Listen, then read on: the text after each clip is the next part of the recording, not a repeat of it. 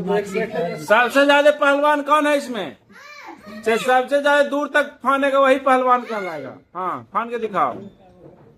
और ये छलांग लगा दिया है, ये नहीं, मिस कर गया।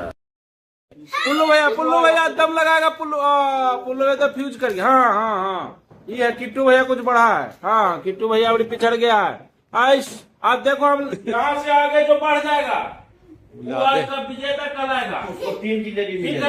कल 3 जिलेबी मिलेगा उसको। यहाँ से आगे बढ़ेगा। ठीक है, चलो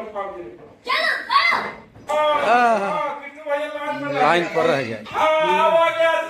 देखो आगे चलो। टीम के हाल का है। हाँ, टीम के हाल का ही सब।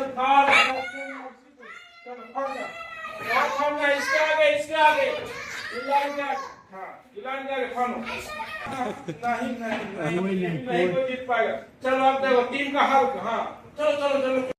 हाँ, ये तो पक्का जीत ही जाएगा। लगा जो नहीं फ्यूज।